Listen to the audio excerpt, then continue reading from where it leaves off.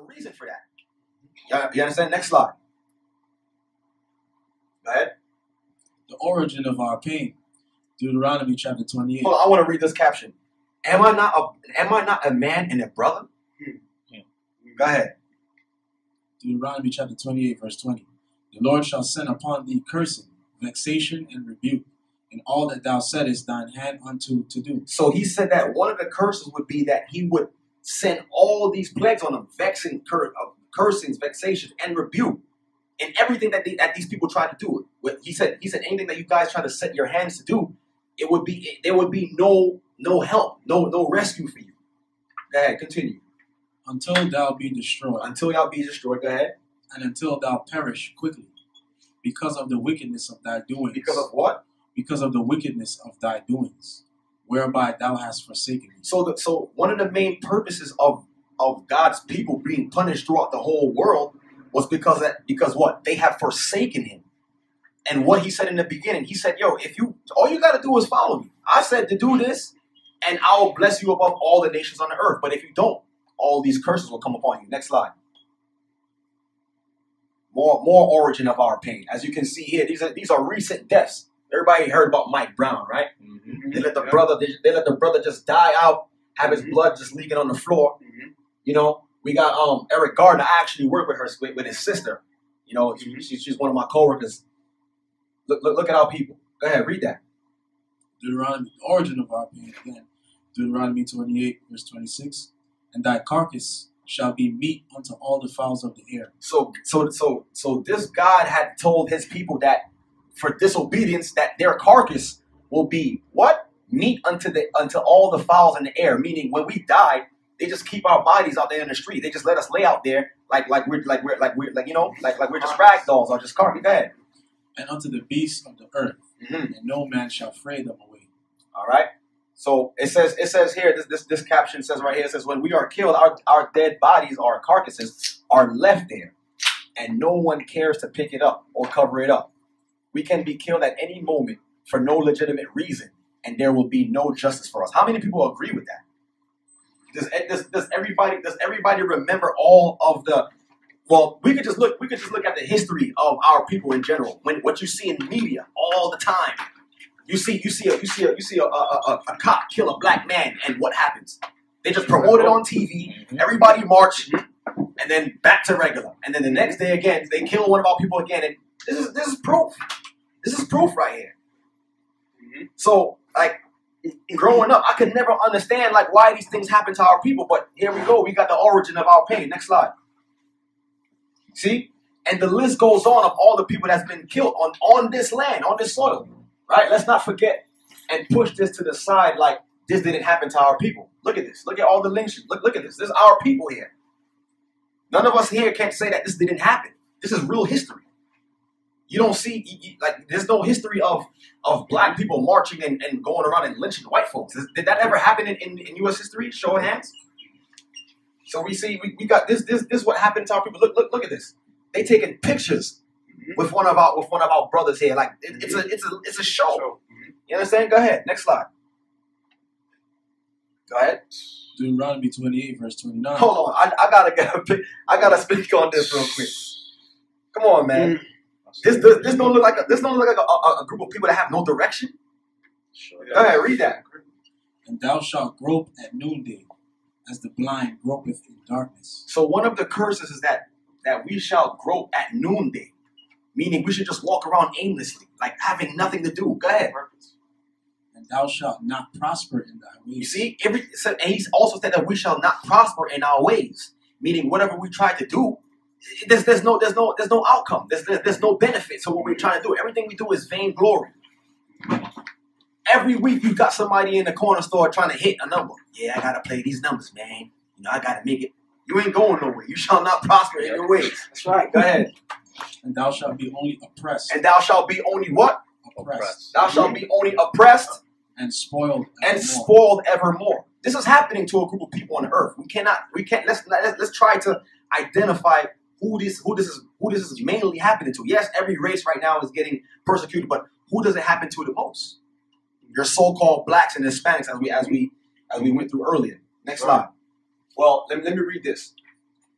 Those of us struggling in the ghettos and in the slums of the world usually have nothing to do. We wake up late with nothing to do and are mostly idle with no means to escape our situation.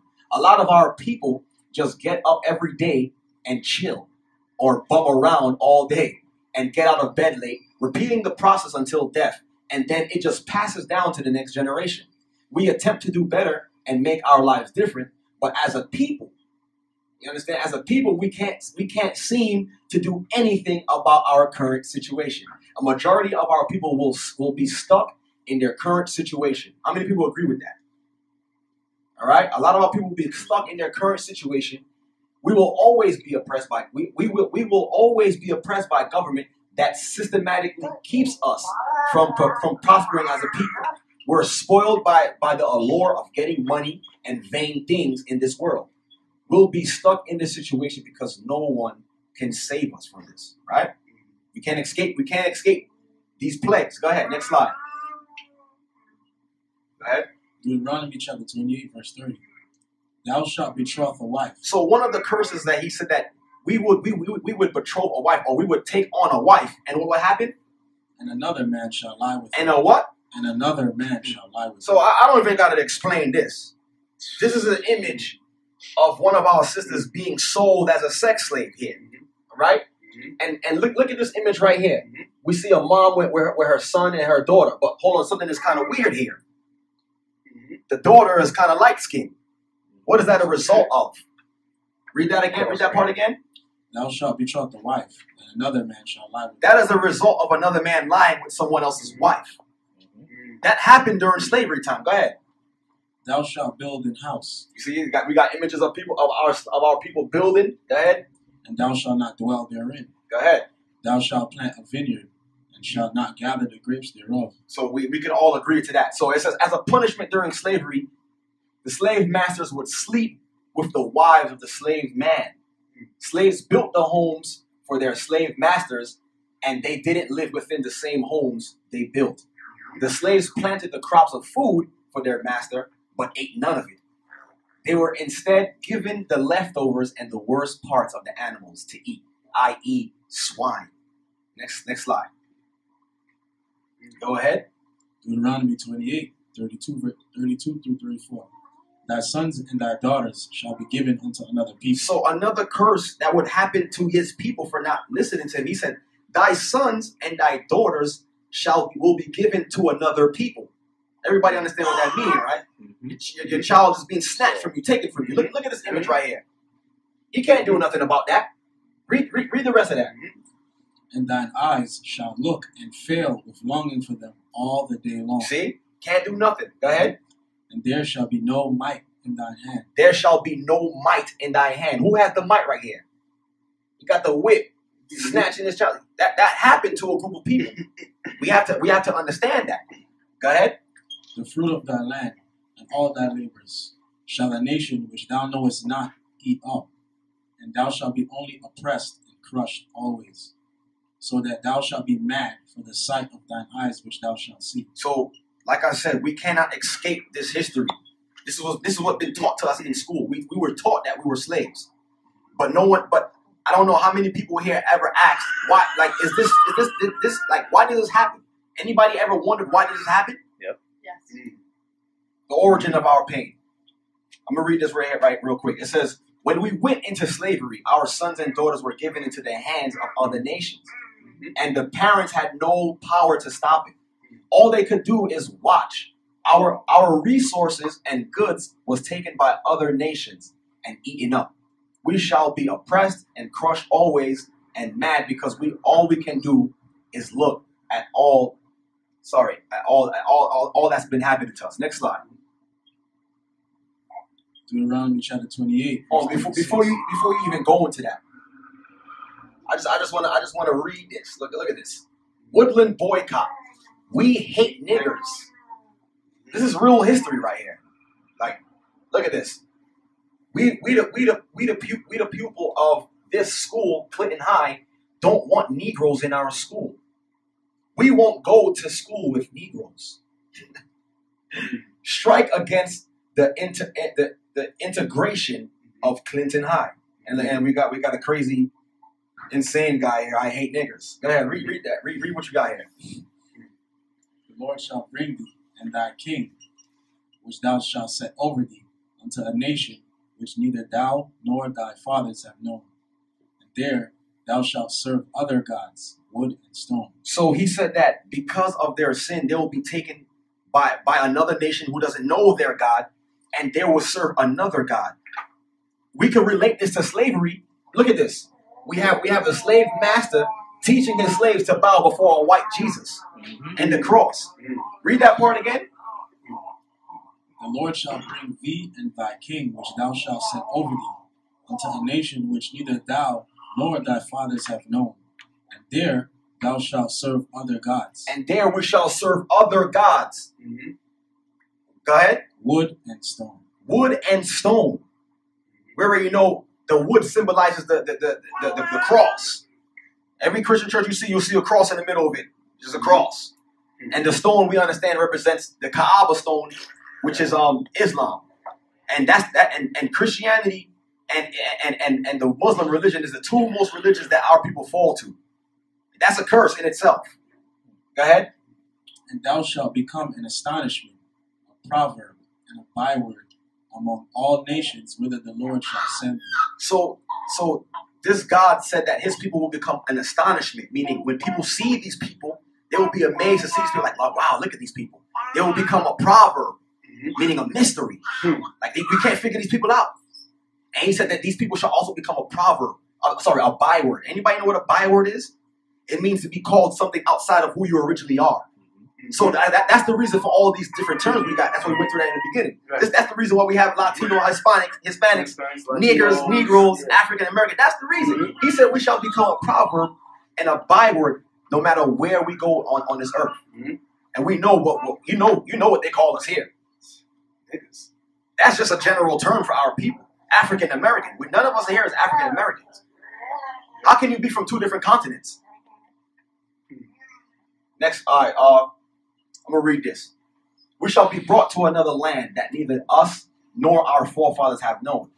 There we shall be taught to serve and worship other gods. Wood, Christianity, the cross, and stone, Islam, Kaaba stone. We shall be astonished. We shall be an astonishment to others, a sight to behold, but not for good reasons. People shall point and call us all types of negative names. See, racial slurs, niggers, spics, wetbacks, etc. This shall happen no matter where we travel on this earth. Next slide. So more on Christianity, that forced hand religion, right? Who is Constantine? Anybody know who Constantine is? All right. So I'm gonna just break down who Constantine is. All right. There's an image that we found of him in this book called Constantine and the Christian Empire, right? So it says here, who is Constantine? In 321 AD, Roman Emperor Constantine I changed the Sabbath day from the seventh day of the week, which is Saturday.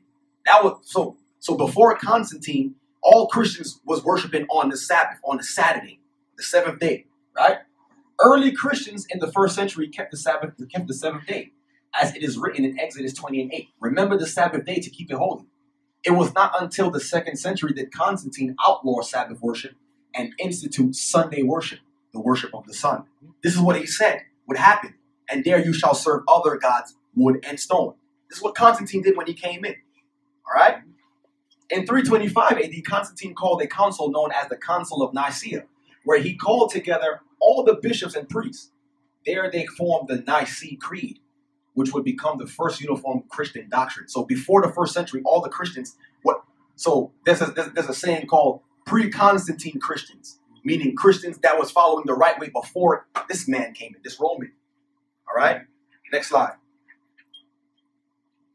Go ahead. The origin of our pain. Deuteronomy chapter 28, verse 41. Thou shalt beget sons and daughters, but thou shalt not enjoy them, for they shall go into captivity. Everybody know what the word captivity is, right? Yeah. One of the curses that was given to these people was like, we shall not enjoy our children because they shall what? Go into captivity. Right?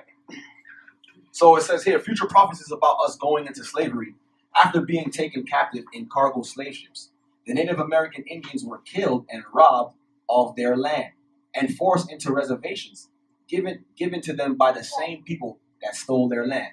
Celebrated every year in America and other countries called Thanksgiving. So when everybody is getting together for Thanksgiving, you're actually getting together and celebrating the slaughter of the Native American Indians, right?